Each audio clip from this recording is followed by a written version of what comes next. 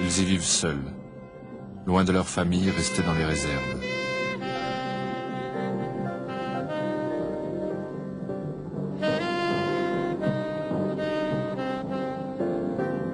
Leur contrat de travail est temporaire, renouvelé tous les ans. Ils gagnent 15 fois moins que les mineurs blancs.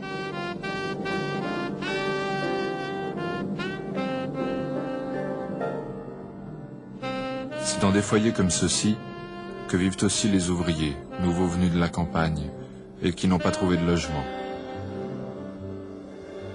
On aménage l'espace. On abat les bidonvilles. Et pour tous ceux, ouvriers ou domestiques qui travaillent dans les zones blanches, on a aménagé à la périphérie des villes de grandes cités réservées, les townships.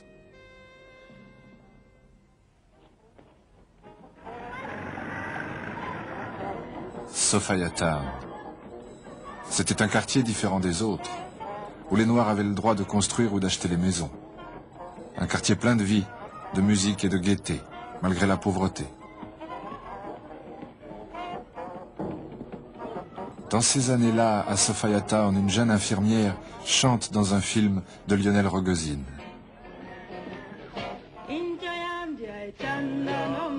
Myriam Makeba.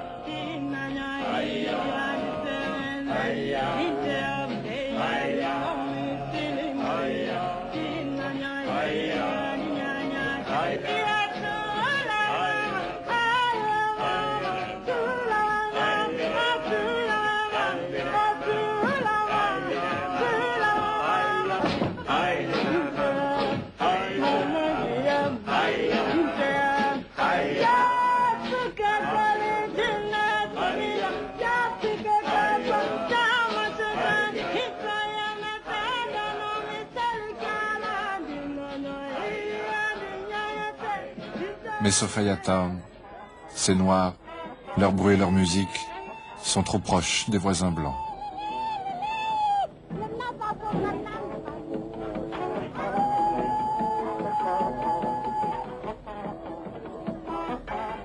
Alors, un matin d'été, très tôt, il fait encore nuit. 2000 policiers et soldats armés ouvrent les maisons, en sortent les habitants, encore endormis. Il faut partir. Ici, la terre ne vous appartient pas. Les maisons doivent être rasées.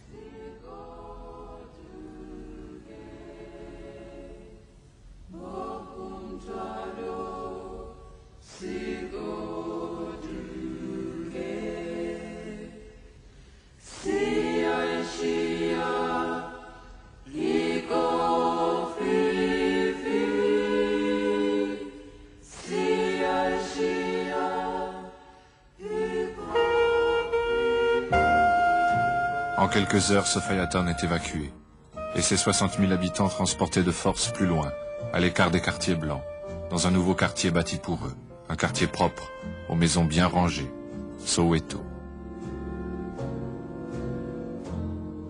Sophiatown sera rasé, pour laisser la place à un nouveau quartier réservé aux Blancs, et qu'on appellera Triomphe.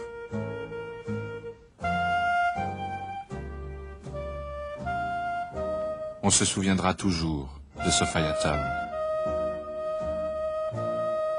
Voilà donc comment, dans les années 50, le gouvernement nationaliste met en place l'apartheid, le racisme légalisé. D'un côté 3 millions de Blancs, de l'autre 11 millions de Noirs, 2 millions de Métis et d'Indiens. Depuis la création de l'ANC, puis du Pan African Congress, les Noirs, les Indiens et les Métis protestent et résistent autant qu'ils peuvent pour l'égalité, la liberté et la justice. Résistance non violente, suivant l'exemple de Gandhi, qui mena ici les premières marches pacifiques. Des Blancs aussi luttent contre la ségrégation. Libéraux, communistes et héros de la guerre en Europe.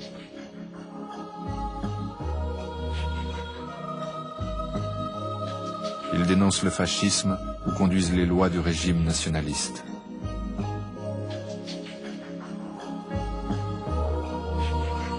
Au premier rang de la lutte, des femmes.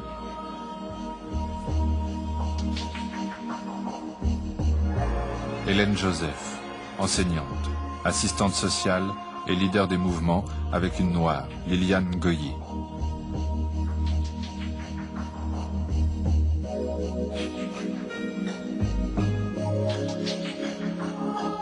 Ici, les femmes sont des rocs, fortes et indestructibles.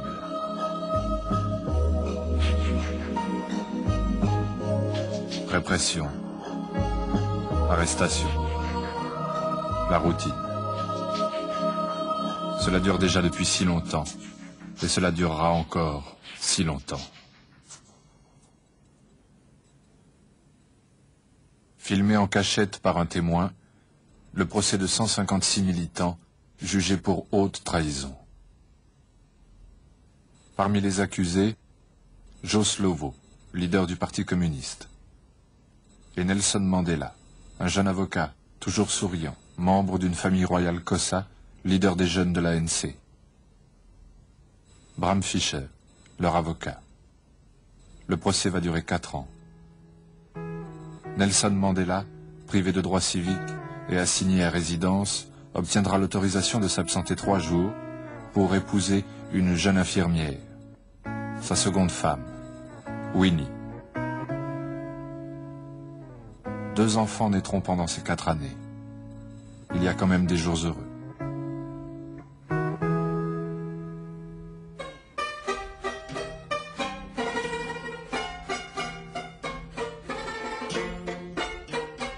En 1959, le gouvernement réglemente la consommation des boissons alcoolisées, ouvre pour les Noirs des bars réservés où on leur sert une bière faite pour eux, nutritive et peu alcoolisée. La fabrication des bières artisanales, traditionnellement faites par les femmes, est interdite. Au bidonville de Katoma Nord, près de Durban, les femmes se révoltent contre cette nouvelle atteinte à leur culture, à leur tradition. Elles détruisent le nouveau bar.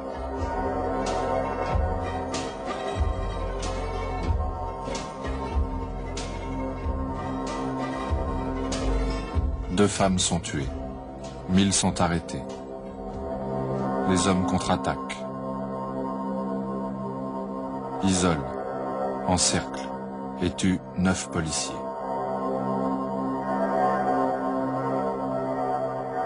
Mobilisation nationale contre le port obligatoire des passeports intérieurs.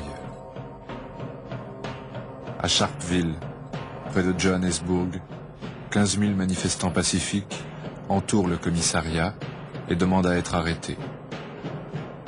En face, dans le commissariat, 75 policiers.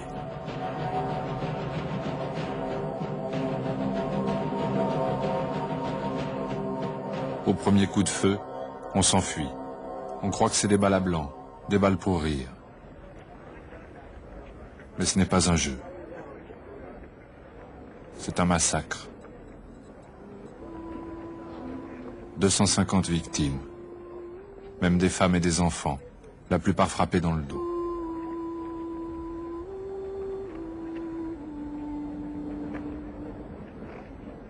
« 70 morts.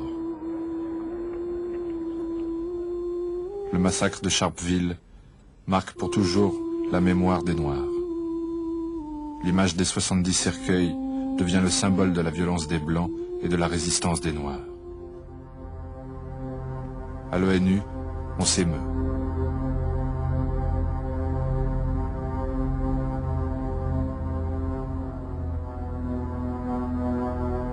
À New York, à Londres, partout dans le monde, on manifeste contre le régime de l'apartheid.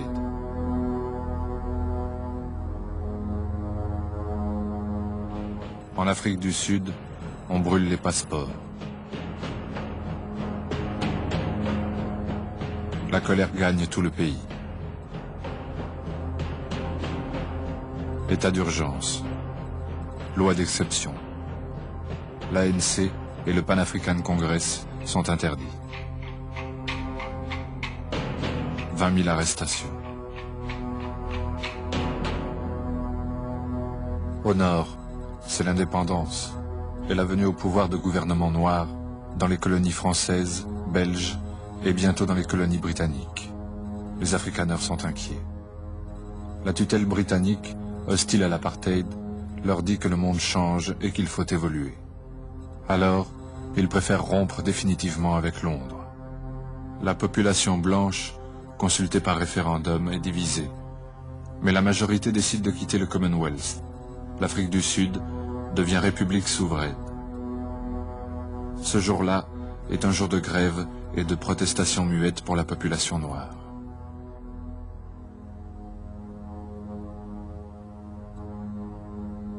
« 10 000 arrestations.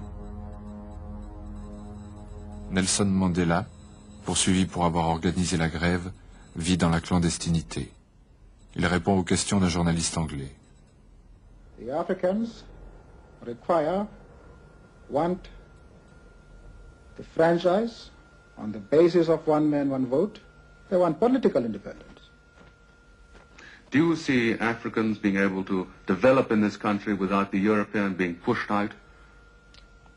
We have made it very clear in our policy that South Africa is a country of many races. There is room for all the various races in this country. Now, if Dr. Verwoerd's government doesn't give you the kind of concessions that you want sometime soon, is there any likelihood of violence? There are many people who feel that the reaction of the government to our stay at home,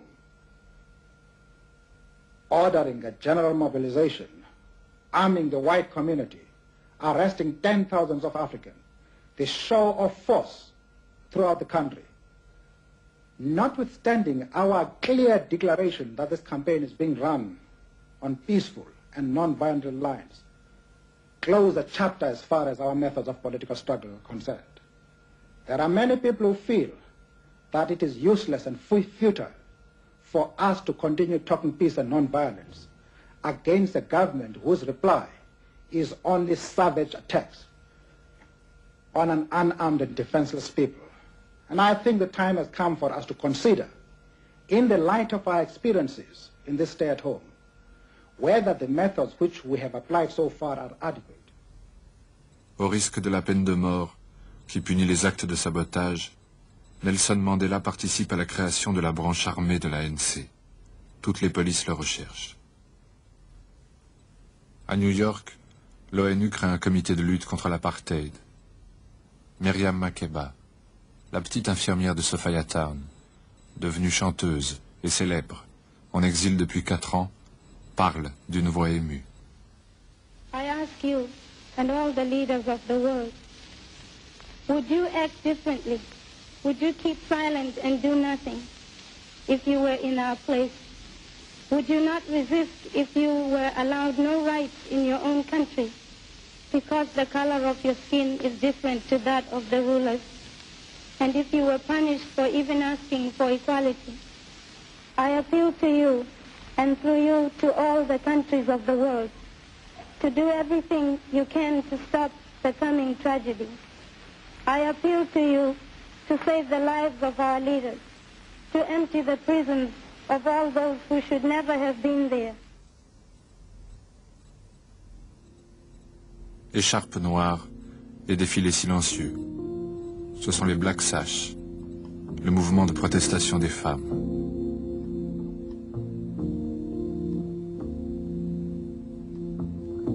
Après 15 mois de chasse à l'homme, Nelson Mandela est finalement arrêté.